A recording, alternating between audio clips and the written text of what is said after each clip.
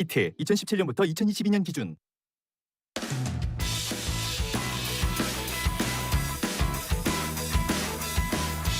신율의 뉴스 정면 승부 3부 시작합니다. 오늘 3부 제가 목소리는 비록 이렇지만 하지만 제 목소리가 이런 것을 완전히 이 커버해 주실 한국 정치 현재 한국 정치계의 가장 중요한 분 중에 한 분 모셨습니다. 유승민 전 의원 스튜디오에 나와 계십니다. 어서 오십시오. 예, 반갑습니다. 예. 아유, 그래도 오늘 나와주신 게 너무나 다행이에요. 목소리가 이 모양인데 그래도 유 의원님 나와주시니까 이게 아유 그래도 이게 완전히 커버가 되는 거죠. 요즘 목감기 독하더라고요. 아유. 빨리 나으시기 바랍니다. 예. 아유 정말 그래도 어제보다 많이 나아진 게 이 아유, 모양인데. 다행입니다. 예. 그 22대 국회 예. 뭐 우리가 흔히 이번 국회는 뭐가 어떻게 될 것이다 막 이런 얘기 하는데 사실은 그런 희망을 갖는 것보다는 부정적인 평가를 더 많이 내리는 게 22대 국회거든요. 예. 좀 특이한데 예. 어떻게 설명하십니까? 정치라는 게 교수님 잘 아시겠지만 정치라는 게 늘 좋은 방향으로 발전하는 것만은 아닌 것 같아요. 역사도 그렇듯이 제가 국회를 보면 뭐 22대 국회가 21대 국회보다 못지않게 더 살벌하고 더 나빠질 수 있다고 생각하는 게 예. 벌써 국회 본격적으로 시작하기도 전에 맨날 특검에다 거부권이다 그런 데만 온통 관심이 있잖아요. 근데 나라 전체를 보면 지금 경제하고 안보라는 이 아주 펀더멘탈 뿐만이 아니라 우리 저출산 문제, 기후 문제, 양극화 문제 이 22대 국회가 해야 될 일이 얼마나 많습니까? 그런데 그런 문제들을 진짜 시대적인 문제들 국민들이 제일 고통 느끼는 문제들을 해결해내는 그런 국회가 되겠느냐. 여야가 진짜 뭐 좀 성숙된 그런 합리적인 대화를 통해서 합의를 이루어갈 수 있는 그런 국회가 되겠느냐. 이런 관점에서 보면 지금 초반에 시작하는 이 분위기 또 어떤 약속을 하고 국회의원들이 다 된 거 아닙니까? 그 민주당이나 조국혁신당이 지금 뭐 압도적인 의석을 가졌는데 거기서 했던 여러 가지 뭐 무슨 3년이 너무 길다느니 탄핵 이야기까지 나오고 이런 것들이 이 국회 앞으로 4년이 정말 지금 출발을 봐서는 제대로 되기 힘들 것 같다. 21대 국회보다 훨씬 더 투쟁적이고 갈등이 많고 싸울 수도 있는 그런 나쁜 국회가 될 가능성이 굉장히 높죠. 뭐 조국 혁신당 의원 중에 한 분은 그 국회에 청소하시는 분들 청소 노동자들하고 같이 점심도 먹고 했다는데 근데 얘기죠. 조국 예. 그럼요.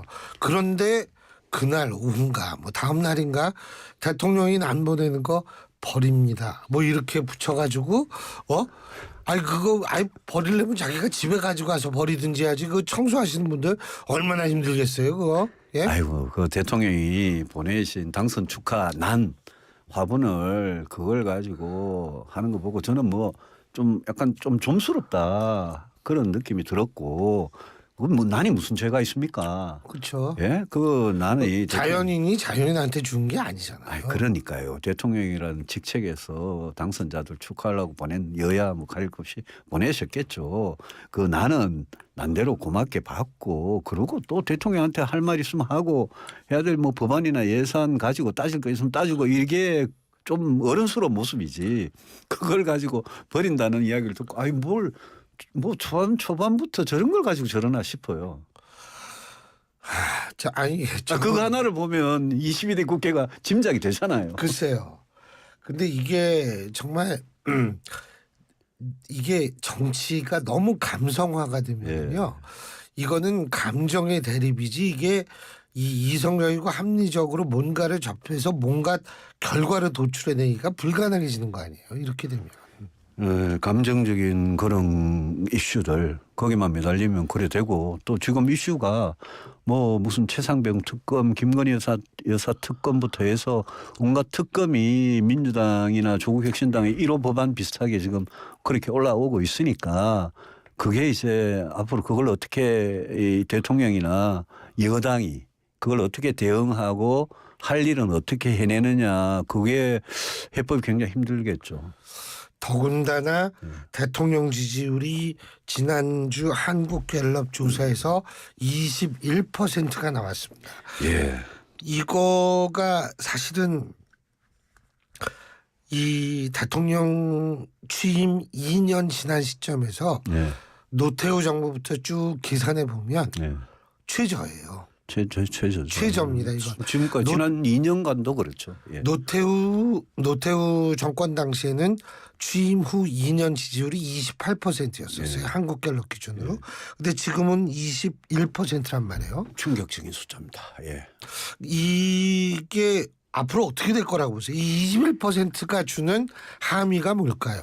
그 집권하고 나서 뭐 갤럽 기준으로 예. 21이라는 숫자는 아마 윤석열 대통령이나 우리 정부 여당 입장에서도 이거는 뭐 가장 낮은 숫자고 최악의 수치인데 이게 총선 때 민심이 국민들께서 우리한테 경고한 게 있잖아요. 근데 총선 지나고 나가 지금 2달 가까이 됐잖아요. 근데 하나도 안 변한다. 바뀔 노력을 안 한다. 위기의식이 없다. 저는 국민들께서 지금 대통령과 여당을 굉장히 심각하게 바라보시는 것 같고 그래서 21%라는 이 정말 끔찍한 숫자가 나온 건데 21% 숫자는요. 제가 그 숫자의 내역을 들여다 보니까 이게 21%라고도 할 수가 없는 게 70대 이상하고 영남 일부 지역을 제외하고는 10%가 수두룩하고요.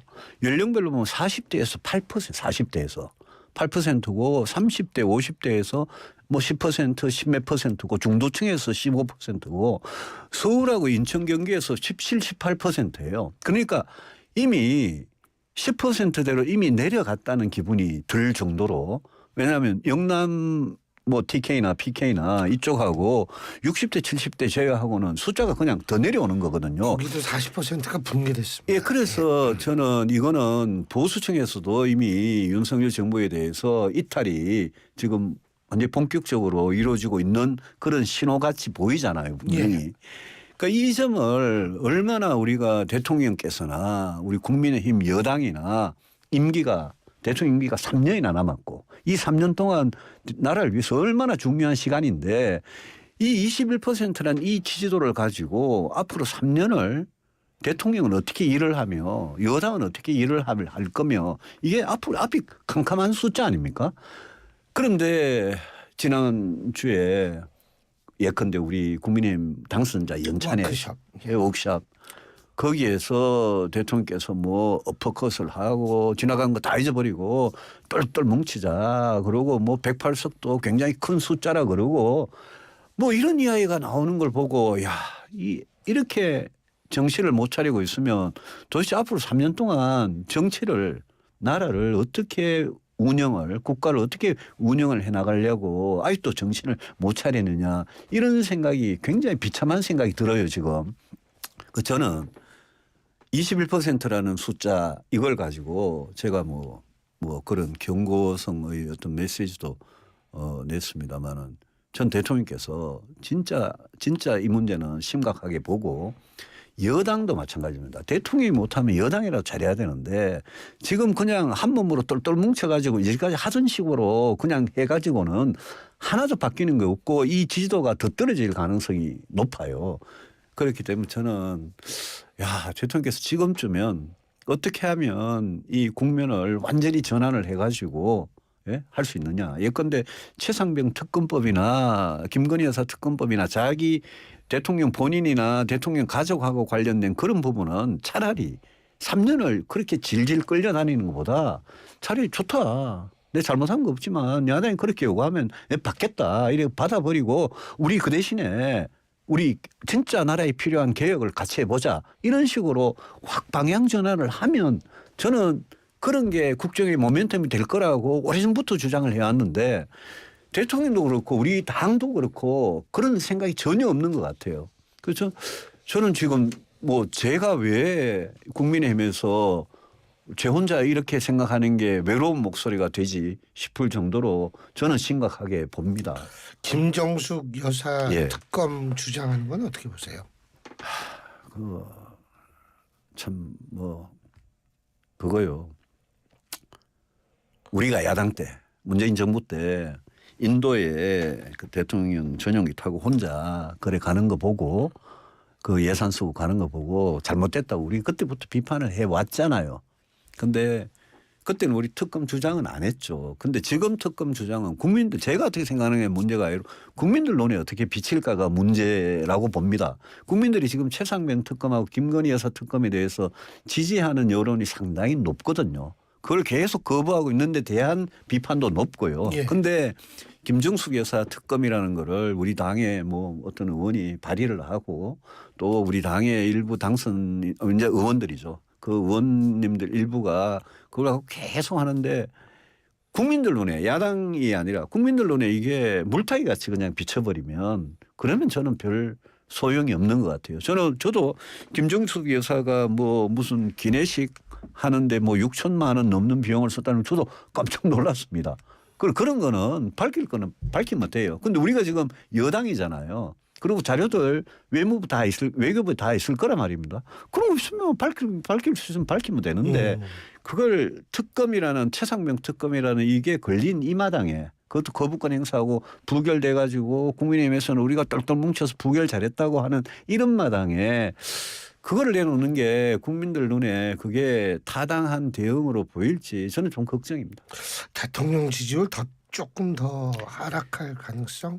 안 했으면 좋겠어요. 10%대로 안 떨어졌으면 좋겠는데 그렇지만, 예. 그럴 가능성이 있는 것 같아요. 근데 그 정도 되면 똘똘 뭉치자고 얘기를 해도 의원들 입장에서 볼 때는 그 똘똘 뭉치기가 좀 힘든 상황이 되지 않을까 그런 생각이 드는데. 그거는 이제 시간이 좀 걸리겠죠. 근데 대통령 임기가 3년이나 남아 있고 또 이번에 공천 과정에서 저는 뭐 알게 모르게 그래도 대통령하고 좀 가까운 사람들이 거의 대부분 공천 받지 않았나 그런 생각이 들어요.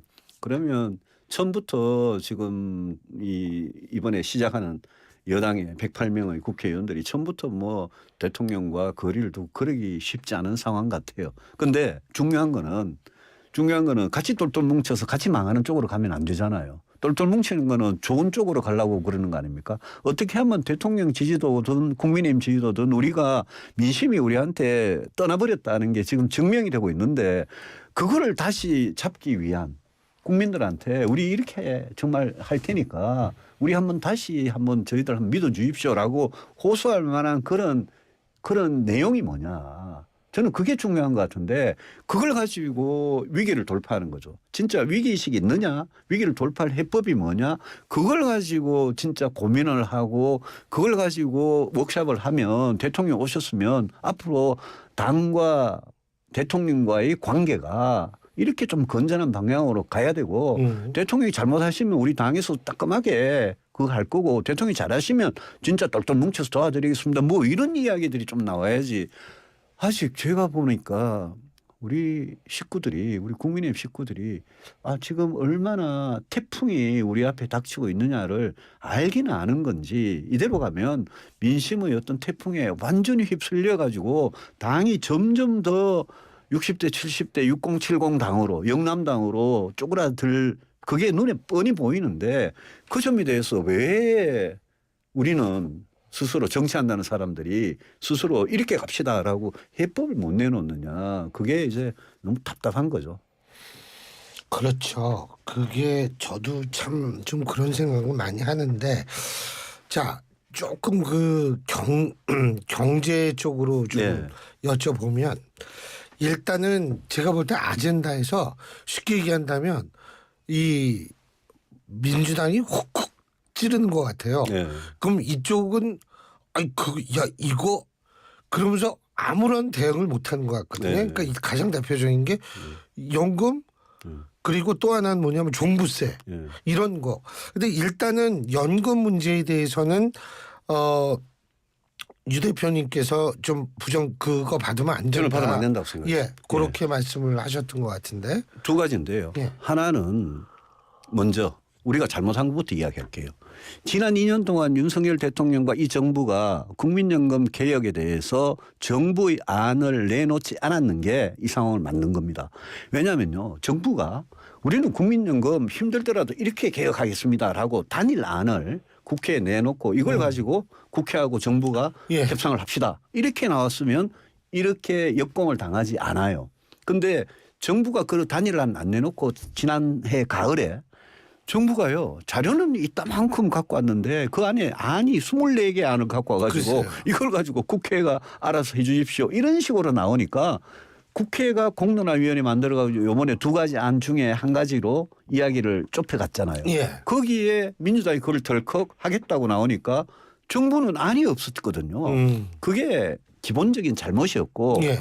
그 두 번째는요. 많은 분들이 심지어 보수 언론들도 민주당 이재명 대표가 이야기한 내는 거 13% 받는 거 44% 그게 괜찮은 아니라고 보수 언론들까지도 이야기하는데 보수 언론들이 괜찮다고 한 거는요. 내는 거 있잖아요. 연금 내는 거 보험료율이라고. 13%. 그거를 9에서 13으로 올리는 거 그거는 평가할 만한 개혁이에요. 근데 받는 거를요. 40에서 그대로 줬으면 저는 그 안에 찬성했습니다. 그런데 받는 거를 44. 국민들 눈치를 봐 40에서 44로 올리잖아요. 그러면 그거는 개혁이 아니에요. 왜? 연금 기금이 고갈되는 시점을 2055년에서 기껏 뭐 한 7, 8년 정도 늘려주는 안에 불과한 거거든요. 그래서 제가요.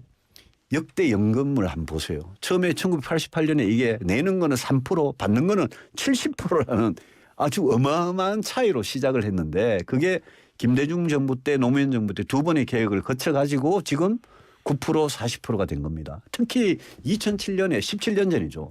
노무현 정부 임기 말기에 60을 40으로 받는 거를요. 받는 거 소득 대체율이라는 거죠. 60을 40으로 내리는 그 개혁은 진짜 노무현 대통령이 잘한 겁니다. 그렇죠. 그 이후에 17년 동안 개혁을 아무도 못 했거든요. 이명박, 박근혜, 문재인, 윤석열 정부 네 정부가 오는 동안 못 했잖아요. 박근혜는 박근혜 공무원연금 개혁을 했죠. 공무원했죠. 예. 박근혜 정부 때 제가 원내대표 때 한 건데 그때는 공무원연금 개혁을 했습니다. 국민연금은 못 건드렸거든요. 근데 지금 이 국민연금 개혁을 예. 당연히 해야 돼요. 해야 되는데 그 방법에 대해서 사실 현실적으로 윤석열 정부 5년 임기 5년 중에 개혁을 이번에 이재명 대표 이야기한 대로 이번에 모수개혁 빨리 적당히 하고 그리고 22대 국회에서 또 구조개혁 또 이야기해 봅시다라는 거는 그거는 이번에 만약 통과됐으면 구조개혁이고 뭐고 더 이상 개혁은 없습니다. 그게 현실이거든요. 그래서 제가 주장하는 거는 왜 미래 세대가 지금 10대, 20대, 30대, 40대 미래 세대가 65세 이상이 되면 받을 연금을 수십 년 동안 걱정 안 하도록 하자는 게 연금개혁의 취지 아니었습니까? 그런데 기껏 연금기금이 고갈되는 시점을 7, 8년 늘리는 걸 가지고 개혁이니까 이게 마치 미래 세대를 위하는 것 같이 포장을 하고 일부 언론들도 거기에 막 동조를 하는데 제가 속이 너무 답답한 거예요. 저렇게 가면 안 되는데. 그래서 저는 무슨 최상병 특검 그거 그냥 뭉개려고 제가 반대한 게 절대 아니라 저런 식으로 개혁하면 또 몇 년 있으면 똑같은 문제에 도돌이표가 되기 때문에 저는 이왕 한 번밖에 못하는 개혁 한 뭐 17년 동안 못했던 거 윤석열 정부에서 2번 할 수 있겠습니까? 한 번밖에 못하는 개혁 제대로 하자. 다만 아까 제가 모두에 말씀드린 대로 왜 대통령과 정부는 안을 안 내놓냐 비겁하게 안을 이제 내놔라. 그래서 제가 22대 국회에서 이 논의가 불씨가 꺼지지 않고 가려면 어떻게 해야 되느냐. 그러면 윤석열 대통령께서 지금 정부의 연금개혁안을 구조개혁이 포함된 연금개혁안을 빨리 내놓고 저는 뭐 한 7, 8월 내놓을 수 있다고 생각합니다. 그동안 워낙 논의를 많이 해서 빨리 내놓으면 그러면 이재명 대표도 자기가 약속한 게 있잖아요. 근데 국회가 바뀌었다고 이재명 대표가 그걸 안 하겠다 그러면 그거는 시건이 되기 때문에 저는 정부가 이럴 때 오히려 거꾸로 정부의 단일 개혁안을 빨리 내놔라. 그걸 내놓으면 22대 국회 초반에 연금개혁이 다시 굴러갈 수 있다. 그렇게 되면 저는 오히려 역공 지금 당하는 거 있잖아요. 예. 거기서 벗어날 수 있다. 저는 그렇게 생각합니다. 알겠습니다. 그 다음 얘기는 4부에서 계속 말씀을 나누고요.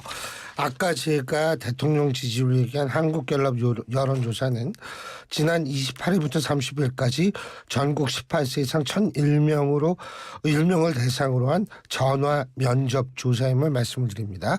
자세한 내용은 중앙선거 여론조사 심의위원회 홈페이지를 참조하시면 됩니다.